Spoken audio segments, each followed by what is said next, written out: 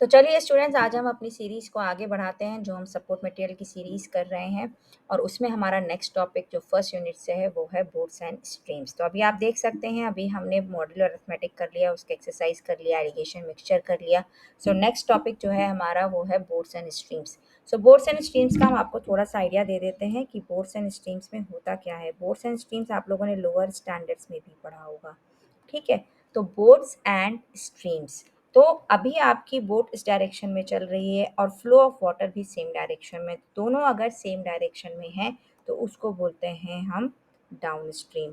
तो दो स्पीड है, एक है स्पीड ऑफ बोट, ठीक है, स्टिल वाटर में, और एक अगर पानी रुका हुआ है तो आपकी स्पीड क्या है बोट की, और एक है speed of water, speed of current, speed of stream जिसको हम बोलते हैं।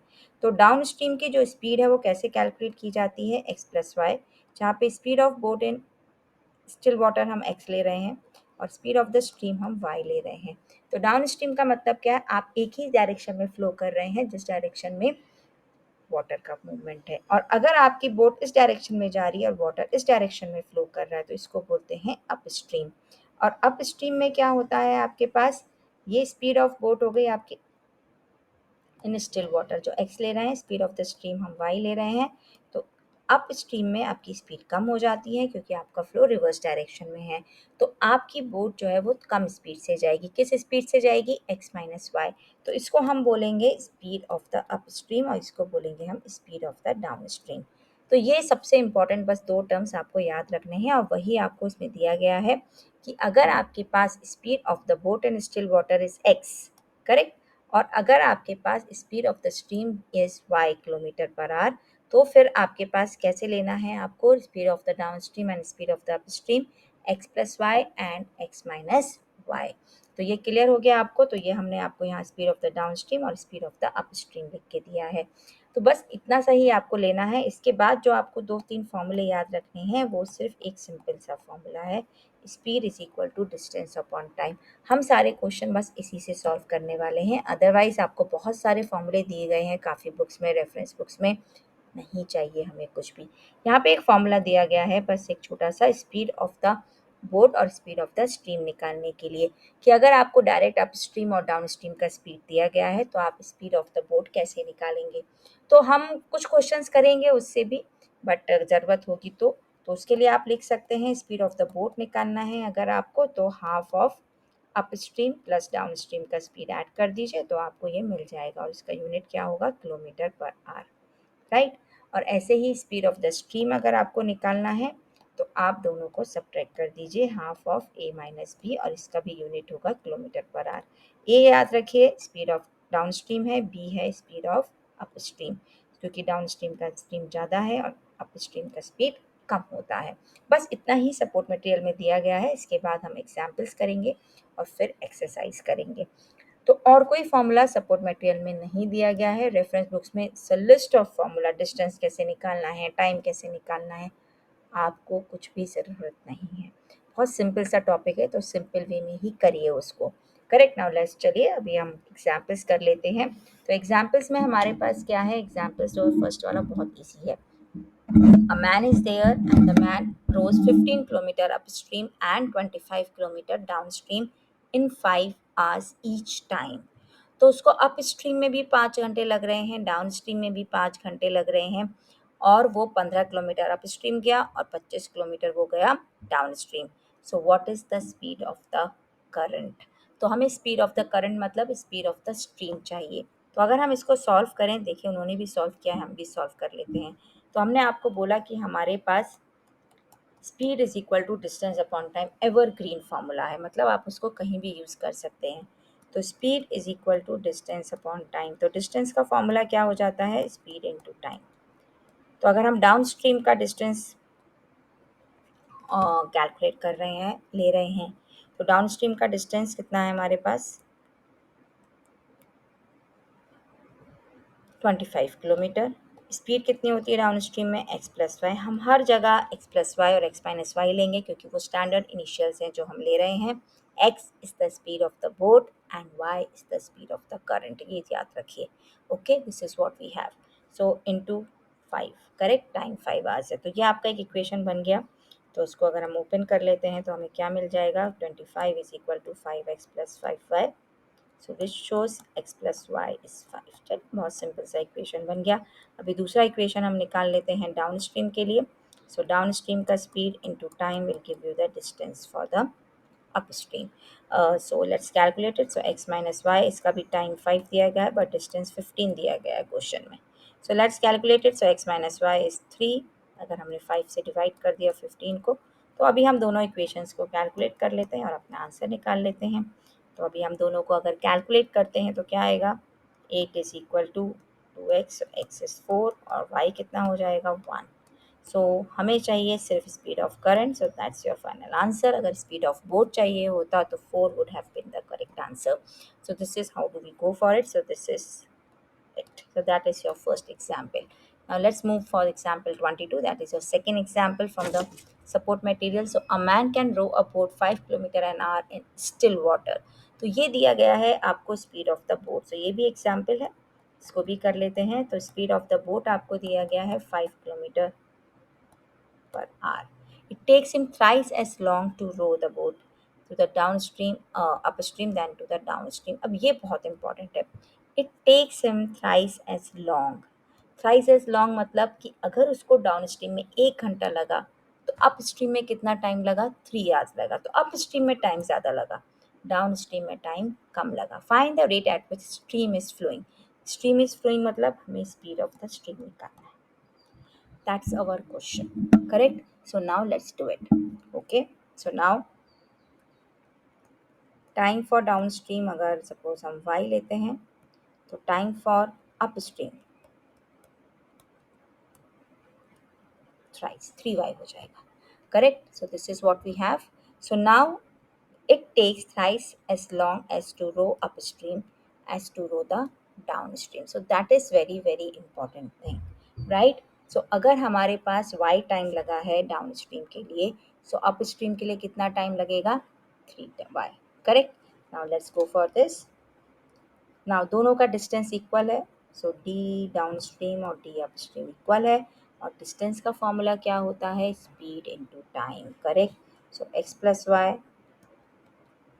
यहाँ y मत लीजिए, यहाँ पे हमने y लिया है टाइम को, तो हम लिख देते हैं simply 5 plus down stream speed of the stream, okay, into time कितना है y, यहाँ पे लिख लेते हैं 5 माइनस एस और ये है 3y। y कट कर दीजिए आप। करेक्ट? तो 5 प्लस एस, 5 माइनस एस, इसको कैलकुलेट कर लेते हैं, बस सिंपली सा क्वेश्चन है, राइट? सो 10 और ये हो जाएगा 4। तो हमारे पास कितना आंसर आ जाएगा स्टूडेंट्स, 2.5। तो ये है हमारी speed of the stream, 2.5 kilometre per hour. तो सिंपल सा क्वेश्चन आपको दिया गया है एग्जाम्पल में, बट बहुत इंपॉर्टेंट है एग्जाम के लिए, right? So now let's calculate the next. अभी हम आ जाते हैं एक्सरसाइज पे। ठीक है, एक्सरसाइज में कितने क्वेश्चंस दिए गए हैं, 7, तो हम फटाफट सॉल्व कर लेते हैं उनको। नाउ फर्स्ट क्वेश्चन अभी हम सॉल्व करते हैं एक्सरसाइज 4 का। ठीक है, तो बोट्स ऑन स्ट्रीम्स और एक्सरसाइज हमने एक साथ लिया है टॉपिक में, बहुत छोटा सा टॉपिक है इसलिए कवर हो गया। हमें निकालना है स्पीड ऑफ द बोट। हमें दिया गया है डाउन स्ट्रीम और अप स्ट्रीम का स्पीड। करेक्ट? तो स्पीड ऑफ डाउन स्ट्रीम कितना दिया गया है हमें, 16। स्पीड ऑफ अप स्ट्रीम कितना दिया गया है हमें, 10। तो हम देखिए दो फॉर्मूले यूज़ कर सकते हैं। स्पीड ऑफ डाउन स्ट्रीम हम x प्लस वाई से लेते हैं, स्पीड ऑफ अप स्ट्रीम हम x माइनस वाई से लेते हैं। हम दोनों को साइमल्टेनियसली सॉल्व कर सकते हैं और हमें आराम से मिल जाएगा स्पीड ऑफ द स्ट्रीम। एक वे ये है। अब एक फॉर्मूला जो आपको सपोर्ट मटेरियल में दिया गया था, क्या दिया गया था, देखिए याद करिए। स्पीड ऑफ डाउन स्ट्रीम क्या निकाल सकते हैं हम, हाफ a प्लस बी से। आप वो फॉर्मूला भी चाहें तो यूज़ कर सकते हैं। तो 16 हमारा एक स्पीड है, 10 दूसरा है, तो ये भी सेम आंसर आएगा। आप दोनों में से कोई भी मेथड यूज़ कर सकते हैं to find the speed of the boat, but इसमें याद रखना पड़ेगा फॉर्मूला। ये आप डायरेक्ट साइमल्टेनियस इक्वेशन सॉल्व कर रहे हैं, x चाहिए तो x निकालिए, y चाहिए तो y निकालिए, कोई टेंशन नहीं है आपको। Correct? Let's do the next question now. The speed of the boat in still water is 14 kilometers per hour. While going downstream, it moves at 24 kilometers per hour. Find the speed of boat against the stream. तो बहुत ही simple question हो गया। आपको speed of boat दिया गया है, okay? Which is 14। आपको speed of down stream भी दिया गया है which is 24, right. Now you have to find the speed of the stream. ये हम x से लेते हैं हमेशा, स्पीड ऑफ स्ट्रीम हम y से लेते हैं, तो वो हमारा मिसिंग है। तो सिंपल सा क्वेश्चन है ये, तो x प्लस वाई इज 24।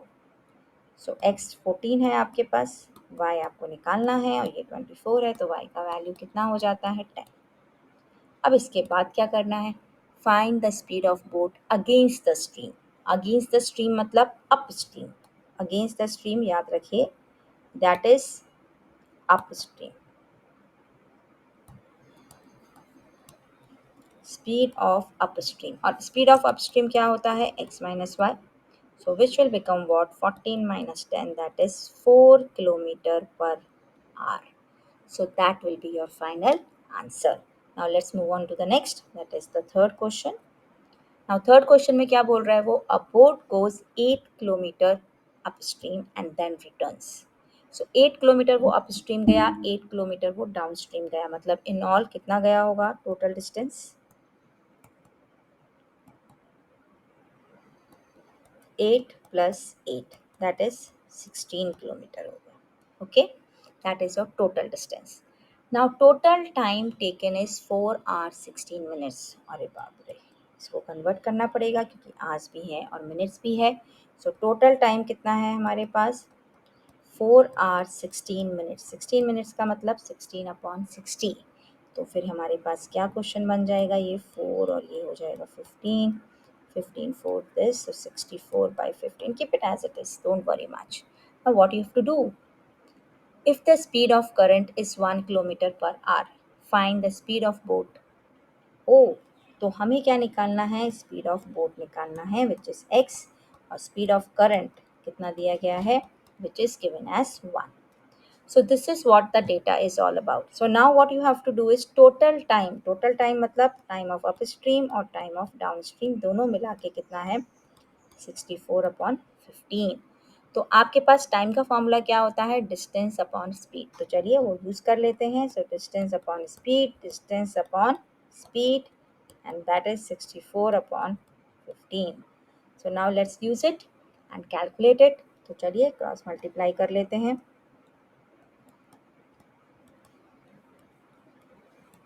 बहुत सिंपल सा कैलकुलेशन रखना है, कॉम्प्लिकेट मत बनाइए उसको। So now 8x plus 8x कितना हो जाता है, 16x। अब आप 16 और 64 को कैंसिल कर सकते हैं बहुत easily. So now let's make the equation, 15x is equal to x square minus 1 into 4। So 4x square plus minus 15x minus 4। So आपके पास 16 और 1 में स्प्लिट हो जाएगा ये, and then you can give your answer very easily. तो एक हो जाएगा x is equal to 4। So x is equal to 4 और एक आपके पास आ जाएगा माइनस में, सो माइनस 1/4। सो वो हम लेंगे नहीं, उसको हम एलिमिनेट कर देंगे। आप चाहें तो स्टेप लिख सकते हैं, 4x यहाँ पे कॉमन लीजिए, x minus 4 plus 1 minus 4. So negative speed not recommended, not possible, not possible. Okay, so this is your final answer. Don't forget to write the unit. क्योंकि स्पीड का यूनिट किलोमीटर पर आवर में था, इसलिए हमने time को भी hours में change किया। Remember that. Okay, now let's move on to the next question, that is the fourth question. Now a man can row 7 kilometer per hour in still water. Okay, 7 kilometer per hour in still water. Still water is x. Okay, and he can, stream is flowing at the rate of 5 kilometer per hour. Okay, so y का value कितना है, 5 kilometer per hour. Now it takes him 7 hours to row to a place and return. How far is the place? तो हमें distance निकालना है। Okay, और total time कितना दिया गया है, 7 hours. सो पहले तो हम स्पीड निकाल लेते हैं, x plus y that is 12 और x माइनस वाई कितना होगा 2, और ये क्या है हमारी speed of upstream and speed of downstream. Distance upon speed कितना होता है, time. Okay, that is the question. So total time हमें दिया गया है 7 hours, right. So now total distance हमें पता नहीं, सो वन वे का जो डिस्टेंस है वही दूसरे वे का भी डिस्टेंस है। So d upon 12 plus d upon 2, will be equal to 7। दोनों का टाइम हमने ऐड किया, वो 7 है। Time of upstream plus time of downstream. 7 क्या है? अपस्ट्रीम और डाउनस्ट्रीम दोनों का टाइम। और टाइम क्या होता है? डिस्टेंस अपॉन स्पीड, और डिस्टेंस दोनों साइड सेम है। Now we have to simply solve this equation. कितना इजी इक्वेशन दिया है, देखिए 7 7 कट हो जाएगा। सो आपके पास डी का क्या वैल्यू आ जाता है? Simply 12 kilometres.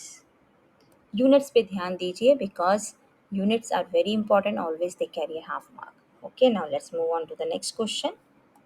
फिफ्थ क्वेश्चन पे आ जाते हैं।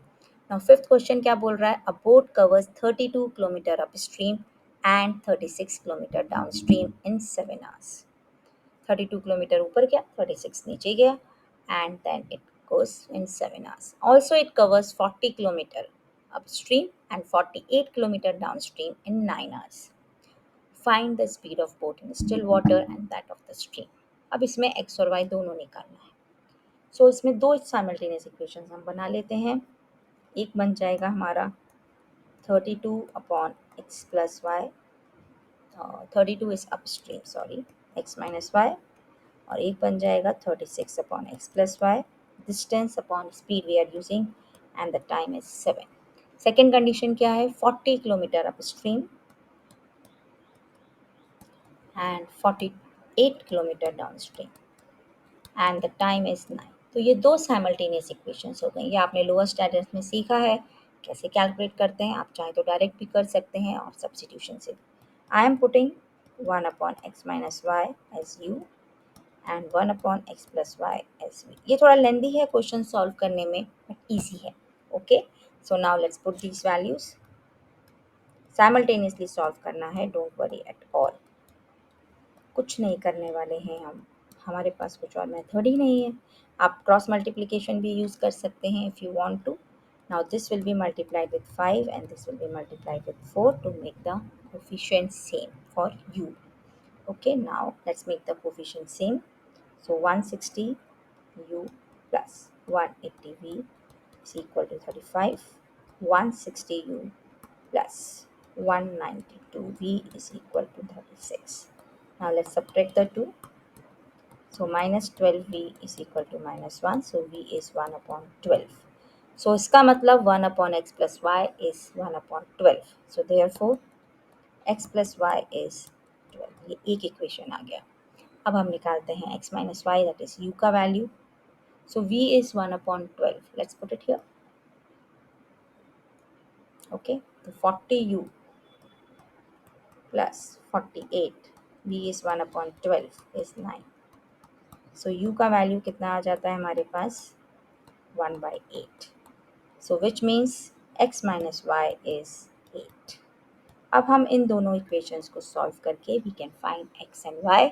आप चाहे तो डायरेक्ट भी निकाल सकते हैं half of a plus b करके, बट अदरवाइज सॉल्व कर लीजिए एंड गेट योर आंसर।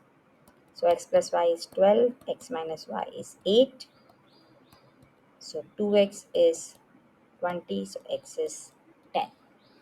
एक x 10 है तो y कितना हो जाएगा हमारे पास? y will be 2। Very good. So 2 kilometre per hour और ये हो जाएगा 10 किलोमीटर पर आवर। ये है आपका speed of boat and still water, और ये है speed of the stream, right? So this is how do we go for this. So this was the fifth question from the exercise. Now let's move on to the sixth. Decimals दिख रहा है, कोई बात नहीं, हम decimals भी solve करेंगे easily.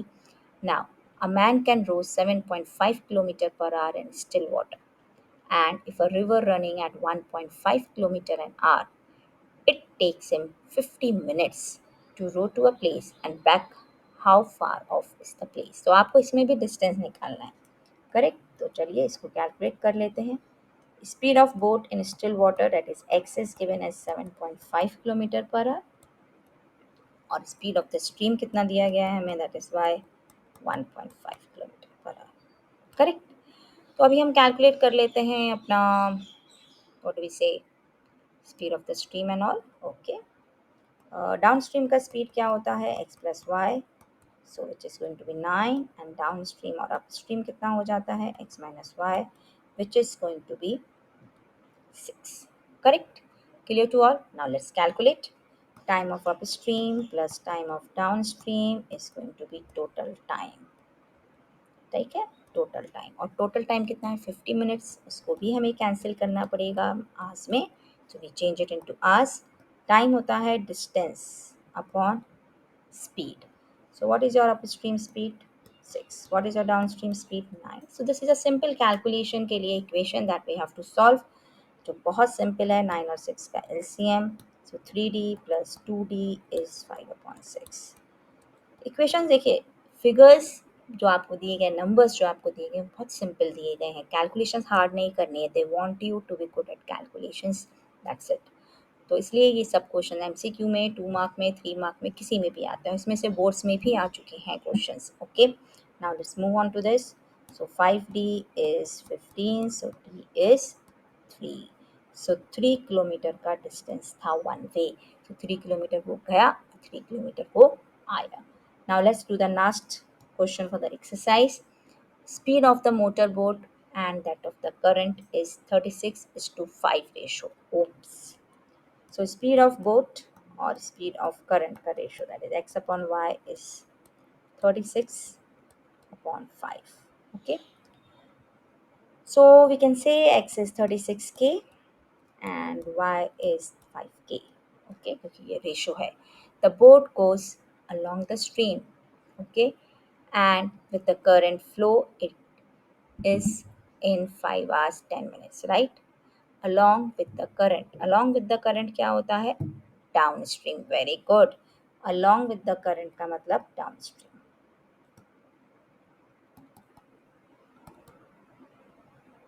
Against the current होता है upstream. Very good.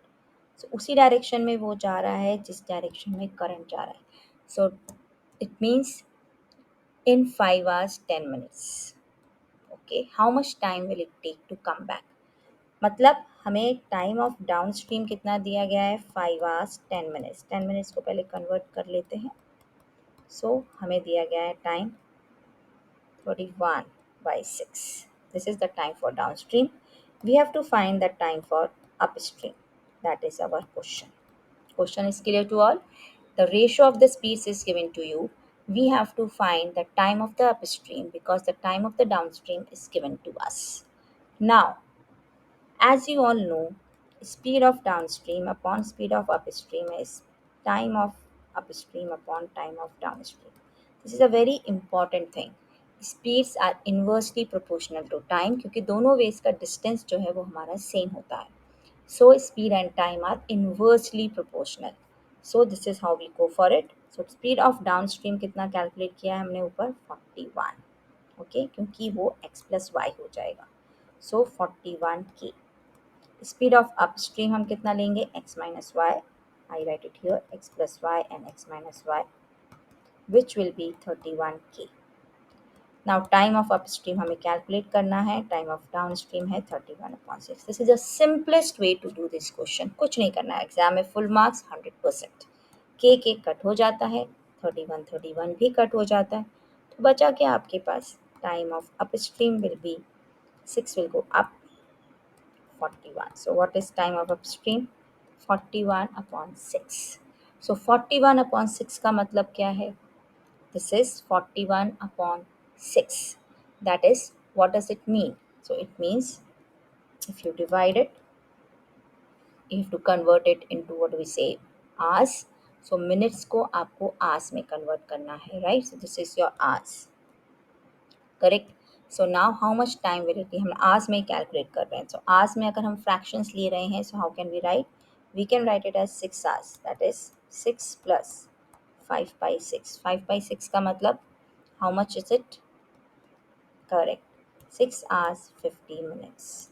So this is how do we go for it. आप नहीं तो आंसर यहाँ भी छोड़ सकते हैं, 41/6 hours. That's your final answer. No need to change it. If you can change it, it's good. MCQ के लिए change करना आपको बहुत बहुत important है, right?